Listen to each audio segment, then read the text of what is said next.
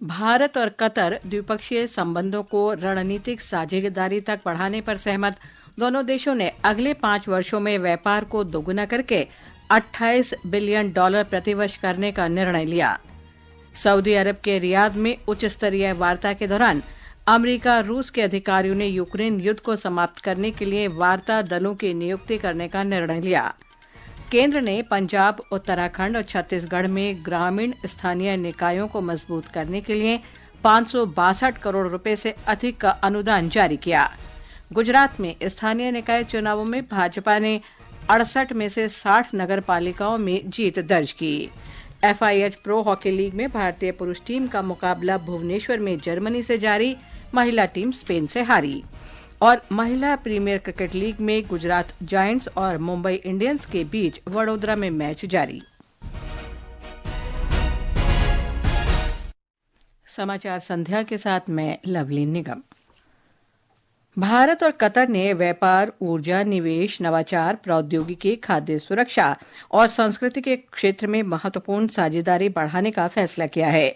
नई दिल्ली में आज प्रधानमंत्री नरेंद्र मोदी और कतर के अमीर शेख तमीम बिन हमद अल सानी के बीच प्रतिनिधिमंडल स्तर की वार्ता हुई।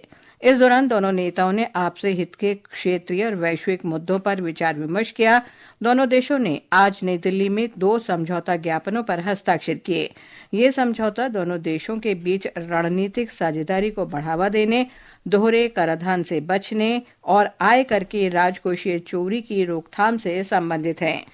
प्रतिनिधिमंडल स्तर की वार्ता के बाद प्रधानमंत्री नरेंद्र मोदी और कतर के अमीर शेख तमीम बिन हमद अल सानी की उपस्थिति में समझौता ज्ञापनों का आदान प्रदान किया गया। दोनों देशों ने व्यापार और निवेश सहयोग बढ़ाने के लिए भी 2 समझौता ज्ञापनों पर हस्ताक्षर किए। नई दिल्ली में आज वाणिज्य और उद्योग मंत्री पीयूष गोयल और कतर के वाणिज्य मंत्री शेख फैसल बिन सानी बिन फैसल अल सानी की उपस्थिति में समझौता ज्ञापनों पर हस्ताक्षर किए गए। भारत कतर व्यापार मंच में श्री गोयल ने कहा कि भारत और कतर के बीच संबंध संभावनाओं से भरे हुए हैं। भारत और कतर के बीच संबंध ऐतिहासिक है और संभावनाओं से भरे हुए हैं। प्रधानमंत्री जी ने जो मित्रता का, भाईचारे का संदेश अमीर और कतर को एयरपोर्ट पर जाकर रिसीव करके दिया है, मैं समझता हूँ उसी में पूरी कहानी स्पष्ट हो जाती है। विदेश मंत्रालय में CBP और प्रवासी भारतीय मामलों के सचिव अरुण कुमार चटर्जी ने आज नई दिल्ली में संवाददाताओं से बातचीत में कहा कि प्रधानमंत्री और कतर के अमीर शेख तमीम बिन हमद अल सानी के बीच संबंध, दोनों नेताओं के बीच व्यापार, निवेश और ऊर्जा के क्षेत्रों पर प्रमुख रूप से चर्चा हुई। The Qatar Investment Authority currently has about $1.5 billion FDI in India in sectors like retail, power, IT, education, health, affordable housing. Both leaders today identified a number of areas in which the Qatar Investment Authority can increase investments in India. Shri Chatterjee ने कहा कि वर्तमान में भारत और Qatar के बीच करीब $14 अरब का वार्षिक व्यापार होता है और दोनों देश अगले 5 साल में इसे दोगुना करने पर सहमत हुए हैं। Both sides have today agreed to elevate the relationship to a strategic partnership, and India and Qatar have signed an agreement in this regard. Trade, investment and energy were among the major topics of discussion between the two leaders today. The trade today between India and Qatar is about $14 billion annually. Both sides have agreed to set a target to double this in the next 5 years. Shri Chatterjee ने कहा कि दोनों पक्षों ने आर्थिक साझेदारी, अभिलेखागार और दस्तावेजीकरण के क्षेत्र में सहयोग और युवा कार्यक्रम तथा खेल के क्षेत्र में भी समझौता ज्ञापन पर हस्ताक्षर किए हैं। उपराष्ट्रपति जगदीप धनखड़ ने आज नई दिल्ली में कतर के अमीर शेख तमीम बिन हमद अल सानी से मुलाकात की। दोनों नेताओं के बीच चर्चा में द्विपक्षीय संबंधों के विभिन्न पहलुओं जैसे ऊर्जा, व्यापार, निवेश, संस्कृति और लोगों से लोक संपर्क पर भी चर्चा की गई। गृह मंत्री अमित शाह ने जम्मू कश्मीर में प्रशासन से अप्रैल तक 3 नए आपराधिक कानूनों का पूर्ण रूप से कार्यान्वयन सुनिश्चित करने को कहा है। श्री शाह ने आज नई दिल्ली में उपराज्यपाल मनोज कुमार सिन्हा और मुख्यमंत्री उमर अब्दुल्ला की उपस्थिति में जम्मू कश्मीर में 3 नए आपराधिक कानूनों के कार्यान्वयन पर समीक्षा बैठक की। गृह मंत्री ने कहा कि इन कानूनों के अंतर्गत त्वरित न्याय प्रदान करने के लिए प्रौद्योगिकी का अधिकतम उपयोग किया जाना चाहिए। बैठक के बाद मुख्यमंत्री उमर अब्दुल्ला ने कहा कि इन नए कानूनों के बारे में जम्मू कश्मीर के लोगों में जागरूकता बढ़ाने के प्रयास किए जाएंगे। क्योंकि ये नए कानून है और कानून का लागू करना एक तरफ, कानून की जानकारी भी लोगों को होनी चाहिए। कानून की जानकारी लोगों को ज्यादा हो, उसके लिए इलेक्टेड गवर्नमेंट को जो है थोड़ी सी पेशरफ्त और करनी होगी, चाहे यूनिवर्सिटीज के लेवल पे, हमारे कॉलेजेस के लेवल पे, सोशल या पॉलिटिकली असेंबली में, तो इस पे भी चर्चा हुई और जो हमें करना होगा हम कर लेंगे। ये समाचार आकाशवाणी से प्रसारित किए जा रहे हैं। ताज़ा समाचार जानने के लिए आप हमारे social media handle @AIR news Hindi को फॉलो कर सकते हैं। ये आकाशवाणी है। केंद्र ने 15वें वित्त आयोग के अंतर्गत पंजाब, उत्तराखंड और छत्तीसगढ़ में ग्रामीण स्थानीय निकायों के लिए 562 करोड़ रुपए से अधिक का अनुदान जारी किया है। पंचायती राज मंत्रालय ने कहा कि यह अनुदान जमीनी स्तर पर लोकतंत्र को मजबूत करने में महत्वपूर्ण भूमिका निभाते हैं। मंत्रालय ने कहा कि ग्रामीण शासन को मजबूत करने के लिए वर्ष 2024-25 के दौरान पंजाब को 225 करोड़ रुपए, छत्तीसगढ़ को 244 करोड़ रुपए और उत्तराखंड को 93 करोड़ रुपए से अधिक मिले हैं। भारतीय जनता पार्टी ने गुजरात में आज हुए स्थानीय निकाय चुनावों में बड़ी जीत दर्ज की है। पार्टी ने राज्य के कुल 68 में से 60 नगर पालिकाओं में जीत हासिल की है। समाजवादी पार्टी ने 2 और कांग्रेस ने 1 नगर पालिका जीती है। जूनागढ़ नगर निगम में 66 नगर निगमों और 3 तालुका पंचायतों के आम चुनावों और 2 नगर निगमों के मध्यावधि चुनाव तथा तालुका और जिला पंचायतों के उपचुनावों की मतगणना आज शांतिपूर्वक संपन्न हो गई। प्रधानमंत्री नरेंद्र मोदी ने गुजरात में हुए स्थानीय निकाय चुनावों में भारतीय जनता पार्टी को समर्थन देने के लिए राज्य की जनता को धन्यवाद दिया है। सोशल मीडिया पोस्ट में श्री मोदी ने कहा कि भाजपा के साथ गुजरात का रिश्ता अटूट है और दिन ब दिन ये मजबूत होता जा रहा है। दिल्ली भारतीय जनता पार्टी विधायक दल की बैठक कल होने की संभावना है। बैठक में पार्टी के सभी नवनिर्वाचित विधायकों सहित वरिष्ठ नेता हिस्सा लेंगे। पार्टी सूत्रों के अनुसार इसमें मुख्यमंत्री के नाम पर मोहर लगने की आशा है। शपथ ग्रहण समारोह 20 फरवरी को रामलीला मैदान में आयोजित किया जाएगा। रेल मंत्रालय ने आज स्पष्ट किया कि नई दिल्ली रेलवे स्टेशन पर हुई भगदड़ के मामले में उच्च स्तरीय समिति द्वारा की जा रही जांच के अलावा कोई और जांच नहीं की जा रही है। मंत्रालय ने एक वक्तव्य में कहा कि आज कुछ मीडिया रिपोर्टों में इस घटना पर आरपीएफ जांच रिपोर्ट का हवाला दिया गया जो गलत और भ्रामक है। मंत्रालय ने मीडिया आउटलेट से इस संबंध में उच्च स्तरीय समिति की अंतिम रिपोर्ट की प्रतीक्षा करने का आग्रह किया। केंद्रीय कृषि और किसान कल्याण मंत्री शिवराज सिंह चौहान ने कहा है कि केंद्र सरकार हर वर्ग के हित में काम कर रही है, जिससे नागरिकों के जीवन में बड़ा बदलाव आया है।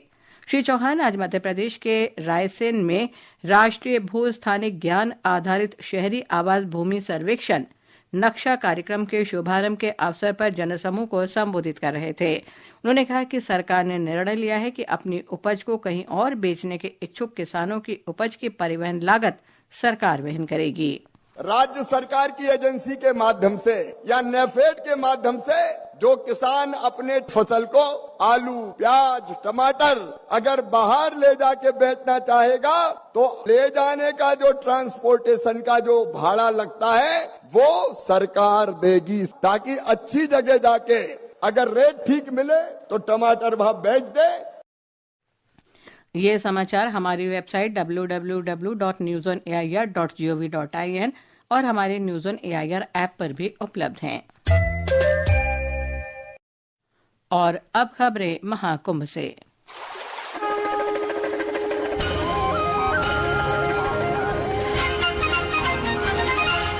प्रयागराज में चल रहे महाकुंभ में हर रोज लाखों की संख्या में श्रद्धालु पवित्र स्नान के लिए पहुंच रहे हैं। इस बीच उत्तर प्रदेश के सभी जिला कारागार में 21 फरवरी को बंदियों को पवित्र संगम के जल से स्नान कराने की तैयारी की जा रही है। ऐसा उन्नाव जनपद में जिला कारागार में हुई उस अनूठी पहल के बाद किया जा रहा है जिसमें बंदियों को संगम के पवित्र जल से स्नान कराया गया था। उन्नाव जिला कारागार के जेल अधीक्षक पवन कुमार सिंह ने आकाशवाणी समाचार से विशेष बातचीत में बताया, तो हम लोग चूंकि पहले से प्लानिंग किए हुए थे तो हो गया, बाकी 21 तारीख को माननीय कारागार मंत्री श्री दारा सिंह चौहान जी द्वारा एक निर्देश हुआ है कि समस्त यूपी के समस्त जेलों को बंदियों के नहाने की व्यवस्था की जाएगी कुंभ के त्रिवेणी के पानी से।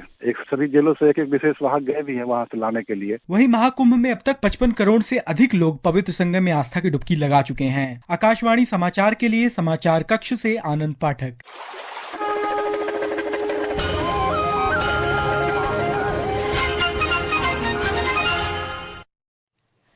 सऊदी अरब के रियाद में आज अमेरिका और रूस के अधिकारियों ने 4 घंटे से अधिक समय तक बातचीत की। यूक्रेन में युद्ध समाप्त करने के उद्देश्य से दोनों देशों के बीच ये पहली वार्ता थी। दोनों देश 4 सिद्धांतों पर सहमत हो गए हैं। अमेरिका के विदेश मंत्री मार्को रूबियो ने कहा कि दोनों देश वाशिंगटन और मॉस्को में संबंधित मिशन को फिर स्थापित करने पर सहमत हुए हैं। उन्होंने कहा कि दोनों देश यूक्रेन संघर्ष को समाप्त करने के लिए बातचीत करने और मिलकर काम करने में सहायता के लिए उच्च स्तरीय दल नियुक्त करेंगे। श्री रूबियो ने कहा कि अमेरिका और रूस भू राजनीतिक तथा आर्थिक सहयोग पर चर्चा और परीक्षण करेंगे। उच्चतम न्यायालय ने 3,600 करोड़ रुपए के अगस्ता वेस्टलैंड हेलीकॉप्टर घोटाले के कथित बिचौलिए क्रिश्चियन मिशेल जेम्स को जमानत दे दी है। न्यायमूर्ति विक्रम नाथ और न्यायमूर्ति संदीप मेहता की पीठ ने कहा कि जेम्स पिछले 6 वर्ष से हिरासत में है और मामले की जांच अभी चल रही है। जेम्स को दुबई से प्रत्यार्पित किए जाने के बाद दिसंबर 2018 में गिरफ्तार कर 5 जनवरी 2019 को न्यायिक हिरासत में भेज दिया गया था। वेव्स ट्रेलर मेकिंग प्रतियोगिता के लिए पंजीकरण खुले हुए हैं। ये प्रतियोगिता महत्वाकांक्षी फिल्म निर्माताओं को नेटफ्लिक्स की कंटेंट लाइब्रेरी का उपयोग करके आकर्षक ट्रेलर बनाने का अवसर प्रदान करती है। World audio visual and entertainment summit waves में क्रिएट इन इंडिया चैलेंज के हिस्से के रूप में प्रतियोगिता प्रतिभागियों को प्रतिष्ठित दृश्यों के नए दृष्टिकोण से प्रस्तुत करने के लिए प्रोत्साहित करेगी। पंजीकरण की अंतिम तिथि 31 मार्च है। पृथ्वी विज्ञान राज्य मंत्री डॉक्टर जितेंद्र सिंह ने आज भारतीय मौसम विज्ञान विभाग की 150वीं वर्षगांठ के अवसर पर नई दिल्ली में मौसम भवन ओपन आर्ट म्यूजियम का उद्घाटन किया। मौसम भवन की 4 दीवारी पर बनी कलाकृतियां भारत में मौसम विज्ञान के इतिहास को खूबसूरती से प्रदर्शित करती हैं। महिला प्रीमियर लीग क्रिकेट में मुंबई इंडियंस का मुकाबला गुजरात जायंट्स से हो रहा है। ताजा समाचार मिलने तक गुजरात ने 18वें ओवर में 9 विकेट पर 103 रन बना लिए हैं। आज मुंबई ने टॉस जीतकर पहले गेंदबाजी का फैसला किया। भुवनेश्वर में FIH हॉकी प्रो लीग में भारतीय पुरुष टीम का मुकाबला जर्मनी से हो रहा है। ताजा समाचार मिलने तक तीसरे क्वार्टर तक जर्मनी 3-1 से आगे है। इससे पहले करीबी मुकाबले में स्पेन ने भारतीय महिला टीम को 4-3 से हरा दिया। अंत में मुख्य समाचार एक बार फिर। भारत और कतर द्विपक्षीय संबंधों को रणनीतिक साझेदारी तक बढ़ाने पर सहमत। दोनों देशों ने अगले 5 वर्षों में व्यापार को दोगुना करके $28 बिलियन प्रतिवर्ष करने का निर्णय लिया। सऊदी अरब के रियाद में उच्च स्तरीय वार्ता के दौरान अमेरिका और रूस के अधिकारियों ने यूक्रेन युद्ध को समाप्त करने के लिए वार्ता दल की नियुक्ति करने का निर्णय लिया। केंद्र ने पंजाब, उत्तराखंड और छत्तीसगढ़ में ग्रामीण स्थानीय निकायों को मजबूत करने के लिए 562 करोड़ रुपए से अधिक का अनुदान जारी किया। गुजरात में स्थानीय निकाय चुनावों में भाजपा ने 68 में से 60 नगर पालिकाओं में जीत दर्ज की। FIH प्रो हॉकी लीग में भारतीय पुरुष टीम का मुकाबला भुवनेश्वर में जर्मनी से जारी। इसके साथ ही समाचार संध्या का ये अंक समाप्त हुआ। नमस्कार।